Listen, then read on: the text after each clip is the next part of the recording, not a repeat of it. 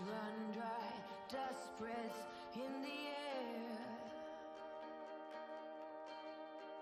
Two dark days, do you have a tear to spare? Divine Source, Great Spirit, Ancient Ones, Ancestors, beloved helpers and beings of light, we call on you this day to anchor with us this space sacred in service to love and service to truth. We ask that you speak with us and through us for the highest good of all. And so it is.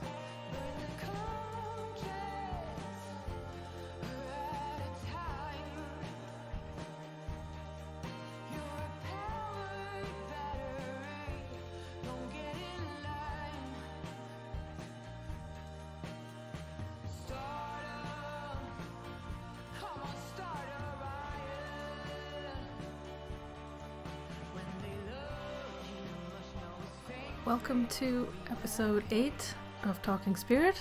My name is Jutta, and I'm back again with Elizabeth. Welcome, everyone. So it seems like every time we do one of these, there's a little bit of a keyword that starts coming into mind as a theme. And when we were talking about it, seems like the word investment was coming in. And before that, actually, I had heard money, so that's interesting. So we're not going to really talk about money, I don't think, but the investment theme feels like a good one to get into. Yeah, I think just pondering the questions of what am I investing in this life? And I think the sort of trigger for this theme was a part in our last episode where I was talking about not really wanting to force the awakening myself. I'm not one that really forces anything, but then the question arose, well, what do you do? What do you do on this path if you feel like awakening is your purpose here? How do you not push and force, but still put the right value and work into awakening, into your spiritual path? So yeah, I think that was kind of the introductory thought for the theme of investment. And we can just see where it leads. One of the things that has come up many times throughout the weeks of doing these recordings and just tapping in with each other to a greater message that's helpful to us and that might be helpful to others has been this idea of YouTube videos. And a few times the comment, mostly from me, of saying how interesting it is, because I'm not interested in making these videos to get a certain number of likes or even a number of views. I really just know that when I try to shut down and resist the energy that wants to flow through me, that is coming from my deeper self or from the spirit, I know that when I try to shut that down, it's painful to me. To not follow the guidance and to follow the inspirations has been really, really painful, has caused me tremendous suffering in my life.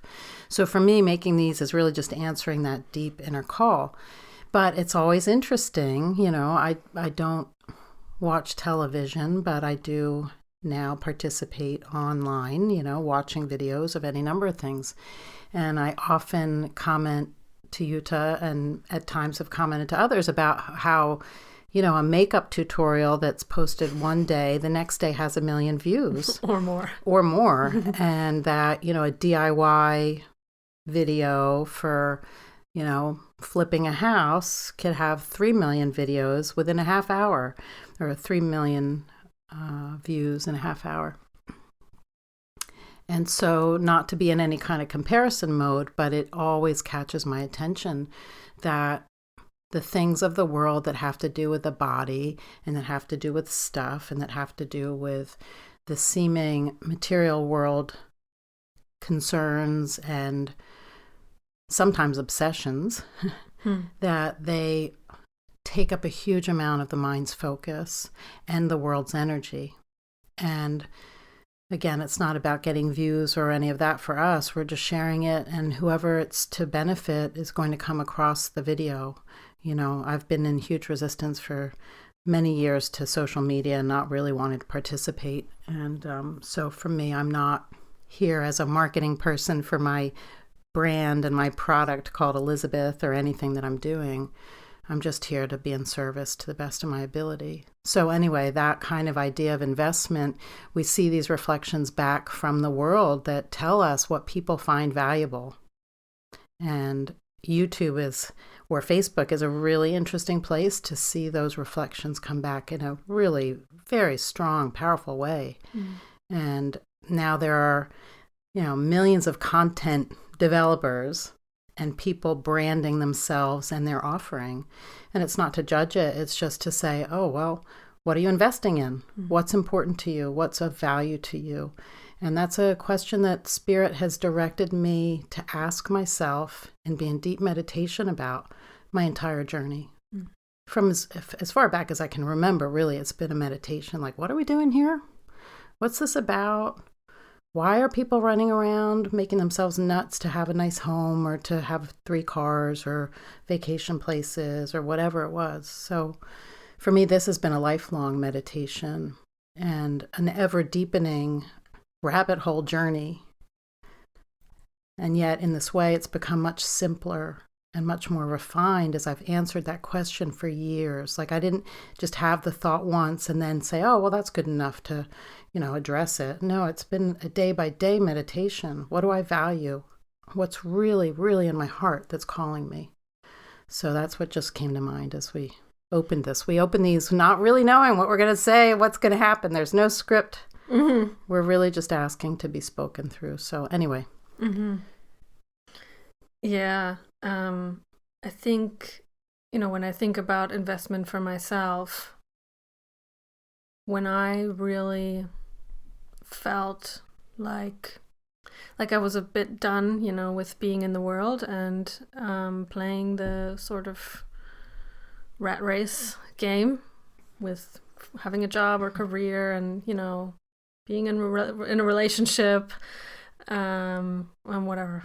I never really totally followed the standards of the world, but there were certain things that felt like, oh yeah, of course you have an apartment, maybe at some point you have a house and you have a relationship and you have your little family. Not really kids for me, but that's kind of where I thought I was heading. But as I got deeper on my path, I just thought like, you know what? I don't care about any of this. I just want to find out what my purpose is. Like, I need to know what I'm doing here. Like, really, what am I doing here? I can't just go to work every day and, do the same thing every day. Like I was really miserable doing that. And it wasn't really the stuff I was doing, but I just didn't really have, I think I just wasn't in the right place. So, with that question of what am I doing here, I also always needed to have the answer to where am I supposed to be? What am I supposed to, what is this supposed to look like for me? And at that time, it was really clear that everything was kind of done. Like, I'm done with all of this for now. And so I went to spiritual community that was based in A Course in Miracles. And so, being there kind of made it clearer to me on a day-to-day basis what's my purpose. And that was a long phase of my spiritual journey. And then it needed to look different so that I could go deeper and expand more and get more into discomfort, so that I could really find out more about myself that I didn't know, that I'm much, much bigger than I really thought. And so, my investment didn't really change throughout, but it's just Inform seems to be looking different at different times. So, I don't think we're even talking about like Inform, what's the investment and one thing is better than the other, because I know that as things get intense, sometimes a stupid YouTube video can really relax the mind, like I might watch that makeup tutorial because I just need to relax because something's really intense, so it's not even that the question of is it this or that, and if I do this then it means I'm investing right, I'm investing in my spiritual awakening or whatever. But it's a day-to-day, moment by moment prayer for me in terms of investment, like what would you have me do? And I've had other phases too where it really was like I can't sit in front of the computer, I can't even go to YouTube because it's something about it feels really dead, like I'm in a place where that's not helping me to fulfill my function right now. And it might just look like I'm taking walks and resting through the day, or just nurturing myself in some ways that bring me back to center, and spending long periods of time throughout the day in prayer and meditation. So yeah, I think when you get to a place where you want to invest your whole life into your spiritual awakening, it makes you be in prayer throughout the day. It doesn't look like you're sitting around in meditation, but there's a constant prayer of wanting to be shown and wanting to be used and following the guidance that you're receiving. Like it's an alive practice. It's not, we were talking about studying spiritual teachings and these kind of things. So I think there's a point where there's a flip, like a switch flips from this intellectual way of being on your spiritual journey or being on your spiritual path to going really practical. And we talk about this almost every time, so. Yeah, they're just bazillions of stories and reflections and memories seemingly about my journey that are just flooding in. It's like, which one do you pick? Which one, spirit? Which one? Because it's just been so rich.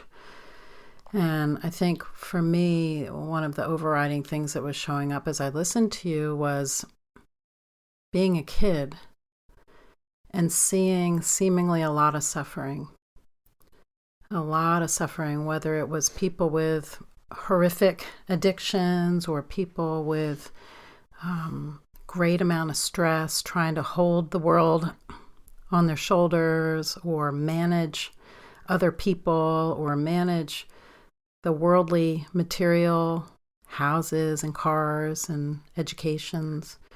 I seem to have come into a privileged life relative to many people, and none of that provided me any sense of joy and satisfaction and peace of mind. I certainly didn't have many of the stresses that many people did throughout some of my journey because of a seeming material benefit. But I saw right away that the worldly things were not an answer to anybody's suffering. And so for me, I did like you. I had education and thought, okay, we'll go get a job and do life, so-called do life, and, drove myself pretty crazy in a career and was just deeply miserable and suffering greatly, and just had this real prayer screaming inside, like, I need help, please help me. And there was one particular weekend where I was just so depressed and miserable living in Manhattan, and I shot up one of those prayers, and I was already on my healing journey, but I was really in the purification. And I wound up taking a subway ride to a part of town I never went to. And it was one of those, like, I've heard guidance all my life, but I didn't really know that that's what I was really doing all the time. And I just kind of heard, like, make the left, make the right, whatever. And I'm going down these blocks in a part of town that didn't really resonate. I didn't know why I'd be there. And I came across the Shivananda Yoga Vedanta Center. There it was. And I knew when I stood outside the brownstone, I was like, oh my God, this is the answer to my prayer. It was such a gift of grace. We talk about these things as if we've done something, as if we made some decision, and it's total grace. I mean, 1,000,000% grace. I mean, the goosebumps. Woo. It's such a blessing. It's such a blessing. And I was so miserable when I wound up there, and I was terrified to go in. And I think I actually might not have gone in. I might have gone in and seen that there was on a billboard open house flyer. And if I didn't go in that day, I went back for the open house. I don't remember what it was. But long story short, I ended up starting to go take classes and go to satsangs and go for prayer and meditation and go for when they did a little workshop on something or other. And then the next thing you know, I was getting up at 4 a.m. to get ready for my job so that I could be at the yoga center before they locked the door at 5 a.m. for meditation, satsang.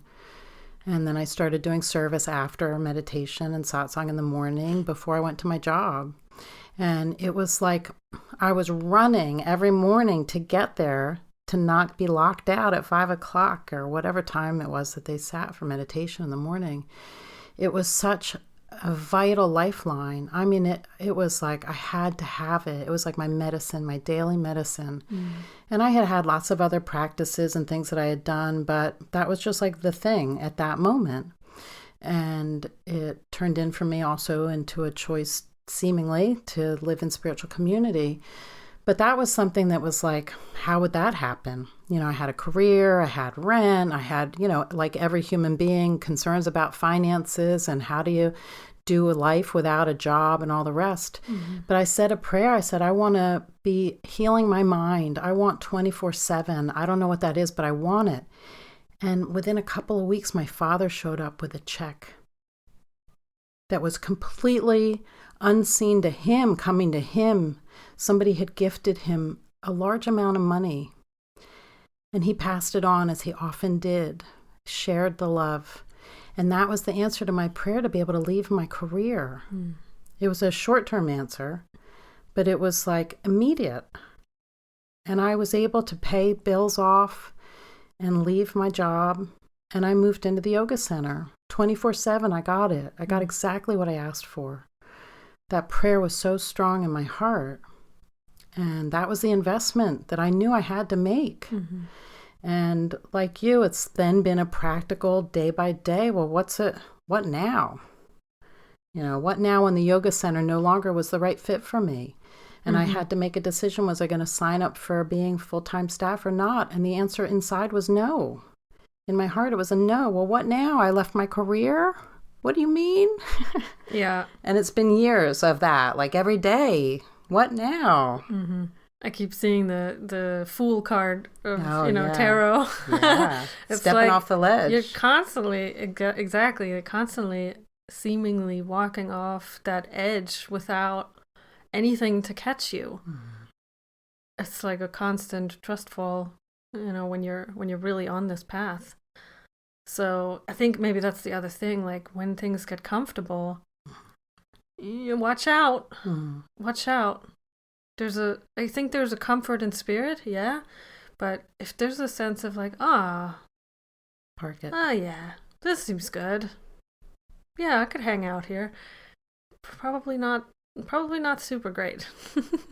Yeah, I mean, back to many times we've said in these talks, we're often getting on our path because of the suffering that we're in, because of our discomfort. And so there can be this kind of a motivation that in part is propelling us forward, born of our suffering and born of the desire to avoid pain and seek pleasure. So the spiritual path for many of us can be inspired by an idea that it's going to be pleasurable, that it's going to give us something, that it's going to do something for us, that it's going to give us prestige or peace of mind or whatever. There are no guarantees for any of those things. There are plenty of stories of saints that didn't have the pleasure in their spiritual practice, right? A lot of them suffered tremendously in the purification. And thank God they wrote about it and shared it so that we got to hear like, yeah, no, it's not, as you said, I don't know your language last time, but it's not all rainbows and, fields of flowers or something. Yeah. Yeah. You know, the investment in your inner life and in your light, it's a bit of a razor's edge. Mm-hmm. And it's investing in the dismantling of who you think you are and your world as you've known it. And as we talked about last time, the so-called awakening or ascension journey has many moments of incredible peace and joy and a sense of, oh my gosh, the grace, the grace, incredible grace. Really. And those become like our booster shot to keep us going. And again, not because the divine is doing something to us and torturing us. No, because we have invested in the world so deeply in ideas about how we're going to be cared for day by day, about food, about housing, about family, about you name it, you got it, just all of it. It's all got to be kind of picked apart and swept away. And for most of us, we got some control issues. We got some fear programs. We've got some hopes and dreams about who we thought we were going to be in the world and what we thought we were going to get or accomplish, a legacy and a destiny and all these time-based kinds of things. So being divested of the world, Oh, and then you get in on your path and you get a little clear about, oh, that's what I signed up for? Oh, okay. Right. And then we keep ka-chunk, dropping down the rabbit hole with deeper and deeper insights, but deeper and deeper invitations to let go some more. So. Yeah, well, I like with your little bowl of charms, we picked some charms, and one of them is a can opener. And I just think, like, the spiritual path, like you really open a can of worms when you get on that path, because it's like the fool, you're going off of everything that you've learned and been told and have seen. Everything that seems familiar goes out the door pretty quickly. And you'll have probably a phase in the beginning where it's like, oh, this is so great, I'm so glad, like, oh, I don't have to think about this and that and blah blah blah blah blah. And thank God we get that, because otherwise we wouldn't go on this journey, because a lot of it is not so great. And I hope everybody that listens knows that too. Like, you get nothing, actually. You get nothing from being on the spiritual journey if you're doing it right. But you do get something deeper. That makes the whole thing totally worth it. And it's not like you only get those rewards at the very end. Every time you go deeper, you uncover another layer of your mind, you reap the rewards in that moment. There's always more spaciousness in the mind, more relaxation, more deeper, not even more, just a deeper realization of who you really are and how much you're loved and supported, and that maybe you're not at all under the laws of this world. And that's there's nothing better to invest in than your awakening. And I think in the dark moments, that's good to remember, like, you have to keep going. If it's not, I always love this saying, like, if it's going to be good in the end. And if it's not good yet, then it's not the end yet, So I always like that. Yeah, I was just thinking about, it can seem, for those of you that might listen to this who aren't really on your path, it can seem like, maybe I better not. But as we talked about last time, ascension is assured. The awakening is assured. It's just a matter of the seeming win for each of us. And that seems to be of a higher order that has already been orchestrated. And we can either get in alignment with it to have it be a little smoother and easier, or we can fight it. So at some point, if you're not on your path, you'll be put on your path. And again, we've talked many times about the individualized nature of the path. For me, to take some of my steps, I seem to need really loud symbols to help me let go. Like, here's some money in your bank account so that you can leave your job and mentally take that off. Because Spirit knew on some level I wasn't going to do it unless I had that symbol. And maybe for you, you didn't get that gumball because for you, you needed a different symbol to tell you it was the right thing. Maybe for you, it's going to be the drop dead gorgeous woman in spiritual community that you think, oh, I'll go there, Spirit. I'll go there. You know, for me, it was like, oh, I'll go somewhere where I don't have relationships that are intimate relationships, and I'll go with a seeming little bit of money in my bank account so that I can take it off my mind, right? For each of us, the steps are going to be different. And sometimes we are, particularly in the beginning, it seems to me, we're often given the take the step from A to B, the Fool card that you keep referencing. It's a great, great symbol. And, you know, often we are given the, oh, well, it looks like this B step is showing up now. So take the B step.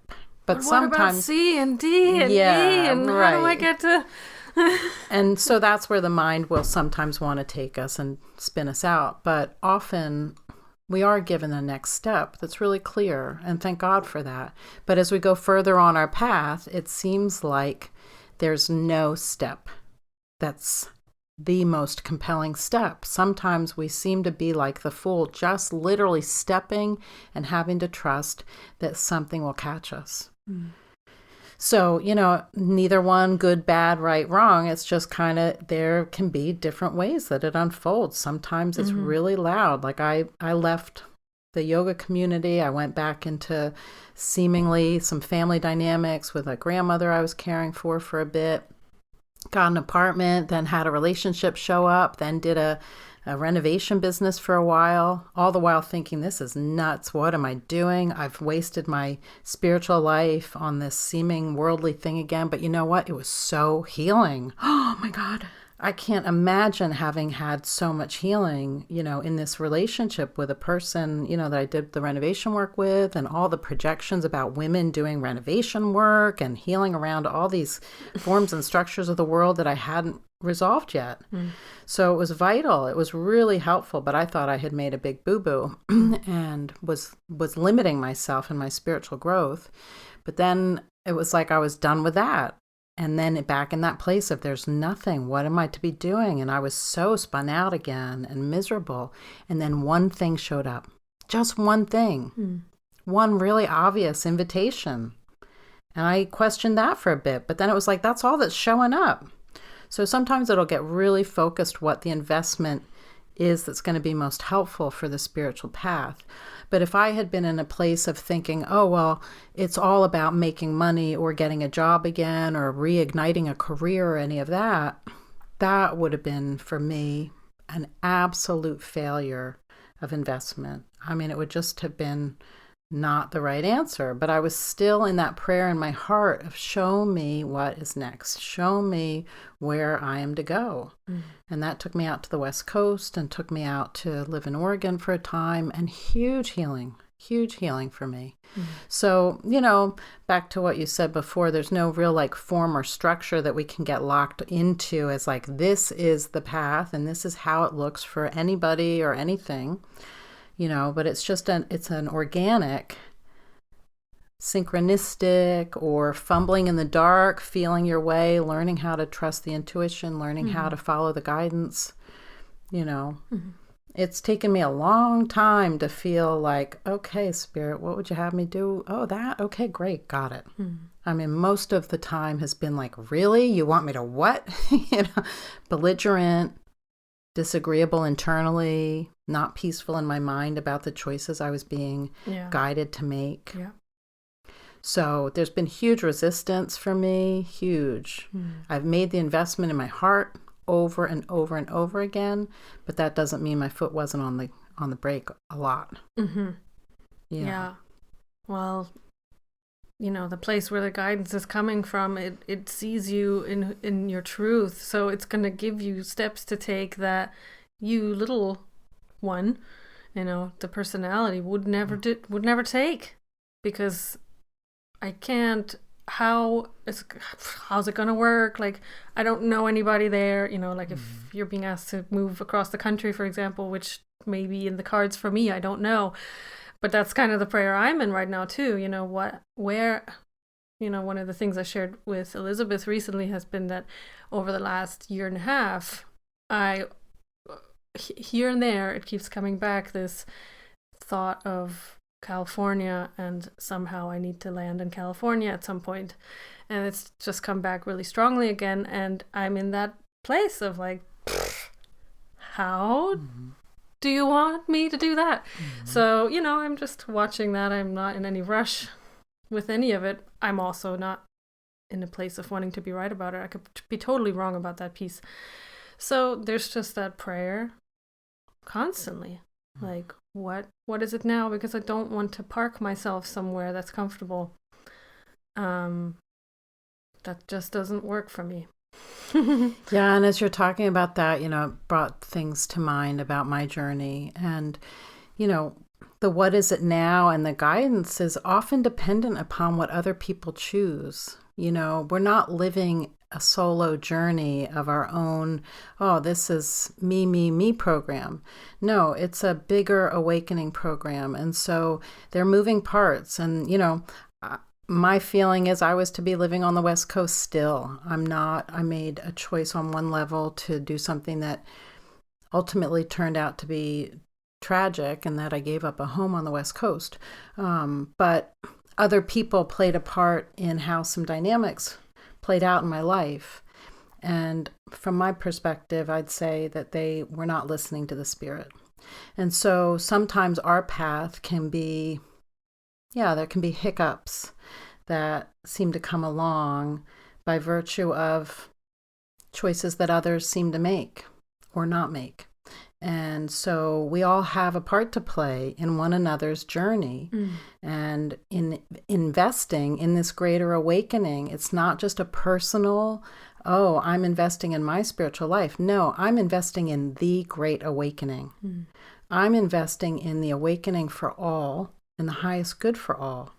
And so it then blossoms, this idea of my investment in my spiritual life, it then blossoms into this greater investment in the whole, in the one mind, in dismantling the programs that are leaving people feeling disconnected and in suffering. So there's a much greater plan. And we each have a part to play in serving that greater plan. And so if you're coming from the idea of me, my, I, and I got to get mine, I promise you it's going to be difficult for you to have a sense of being in that proper alignment to be a part of it. Don't miss out. Don't miss out. Start to have a higher vision of what we're here for, because we're all required.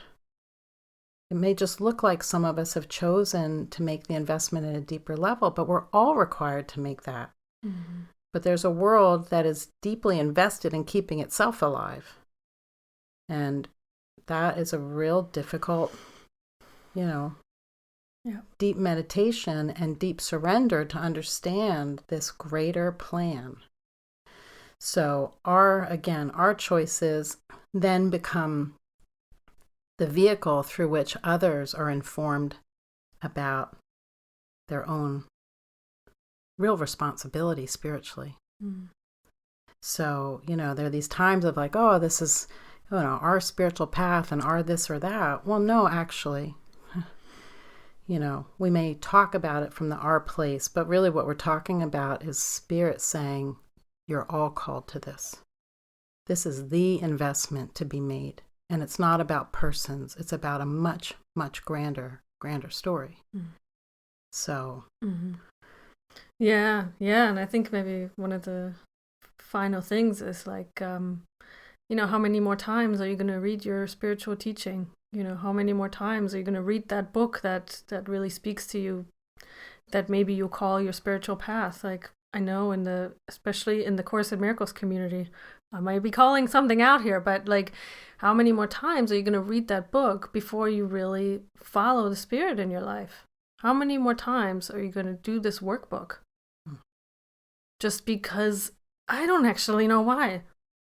What's the reason to keep doing it over and over? The whole point of this journey, I don't care what journey you're on, but it's to get in touch with the teacher that can show you your steps. It's not to keep practicing a spiritual teaching or do a lesson every day. That's not it. That's not it. You're just to get in touch with the teacher. And then follow And it. follow the guidance. And that's going to be scary. You're not going to want to do it. And maybe that's why you keep reading that book over and over and keep doing those lessons over and over. Just a poke and a little prod into going deeper into that prayer. Yeah, there are countless of ways doing? to distract ourselves. Exactly. And you can hugely distract yourself with your spiritual practice. I mean, there are tons and tons of people that have seen through that eventually, but have spent many years just sort of stuck in a little eddy in their mind and in their being and in a story. Our spiritual life and our spiritual practices can become a story like any other. And so we just, the prayer to ask, like, what is helpful now? Mm-hmm. Not the practice I had yesterday or even this morning, right now. It's really got to become a moment by moment, because everything seems to be changing here in this little quantum soup. Moment by moment, every little choice point is happening all through the day. The seeming day has countless moments of possibility for an uplift and an updraft, or for staying stuck. Mm-hmm. So again, what's the investment? It's right here, right now, a choice point, right this moment. What's it going to be? Mm. I know for myself, I've tried all kinds of other things. This inner life, this being in the channel, feeling the grace right now, feeling it. That's the thing. It's like, it's only here right now, on offer, nothing to wait for, just open to receive. I'm open to receive. Thank you, Spirit. That's a gift of grace. Yeah. Yeah. And if we're honest with ourselves, we know. We know if we're in it or if we're hanging out or if we're just sticking with the things that we know and that are comfortable, But that's not our destiny. Like, our destiny is to feel really lit up. And when you're in the channel, you feel lit up. And it may look like you're making a sandwich or cleaning a drain. Doesn't matter. I don't care. But, like when you're in that channel, you know. So follow that feeling. That's your guide, and put all your investment into that, because it's really gonna. Yeah, I'm just seeing like a person in the jungle with a headlamp on and a hatchet, machete, like cutting through the brush, cutting through the thicket, cutting through the vines. It's like just, there's a bit of the trudge, in the beginning of like, oh my God, am I ever gonna make it where there's a little sense of a clear path? Yes, yes, yes, yes, yes. I've actually done that. Yeah. Like, oh, have you? Good for you. When I was in Hawaii in the spiritual community, we had to clear a path so we could make a fence so the pigs wouldn't come into the yard. And I loved doing that, actually. It was so good. An actual machete, just getting through like thick vines and all kinds of jungle plants. And it was very rewarding. Yeah. In the moment, not when we were done, but in the moment. Yeah. Very good. So get on your path, or if you're on it, just make sure you keep on it. Keep up with it every day. Don't let the ego get in there and tell you you're done before you're actually done. No hanging out. You're worth much more than that. So thank you for listening. Thanks, everyone. Yeah, see you next time. See you next time. Lots of love.